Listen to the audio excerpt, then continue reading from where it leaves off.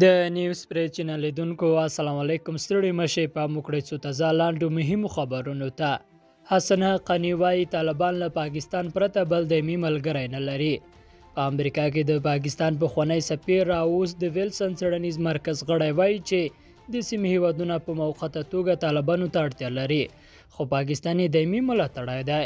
حسن حقانی د امریکا له NPR رسنۍ سره په خبرو کې ویلي د سیمې ځینې هیوادونه له امریکا سره د سیالۍ او یا د ځینو خطرونو د دفاع کولو لپاره طالبانو ته موقته اړتیا لري او د اړتیا تر پوره کېدو وروسته له دغې ډلې سره هیڅ راز خواخوږي نه پالي، خو یوازینی ملاتړی او خواخوږی هیواد به یې په ټوله سیمه کې پاکستان وي. حقانی وایي روسیه او ایران د ځینو ترهګرو ډلو د فعالیت له ویرې له طالبانو سره اړیکې پالي او دا په دې معنی نه ده چې دغه ډله دوی ته مهمه ده.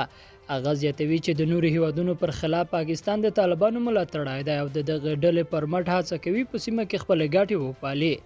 د خبره د جګړې د ختمولو یوازینۍ لار دا ده چې پاکستان د طالبانو او ترهګرو له ملاتړه راوګرځول شي او پر وړاندې یې سخت اقدامات ترسره شي.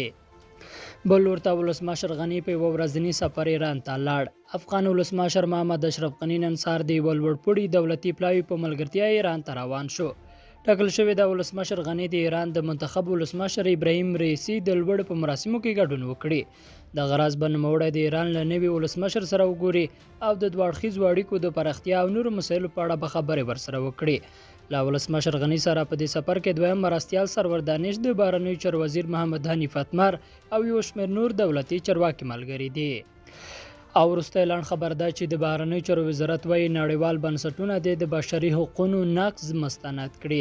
افغان حکومت د بشري حقوقو د نقض په اړه د نړیوالو بنسټونو له راپورونو هرکلی کړی دی. د بهرنیو چارو وزارت په خبره شوې اعلامیه کې راغلي چې پر بشري حقوقو د سر د نړیوالو ډلې د راپور هرکلی کوي او د دې غوښتونکي دي چې نړیوال بنسټونه په افغانستان کې د بشري حقوقو د نقض اسناد راټول کړي او شوې دعوې مستندې کړي. د بهرنیو چارو وزارت وایي نړیوال بنسټونه باید په افغانستان کې د طالبانو پر وروستیو کړنو سترګې پټې نه کړي او په اړه یې د مستند راپورونه نړیوالو ته وړاندې کړي. لیدونکو له ملتیا مننه. علامه ملشه.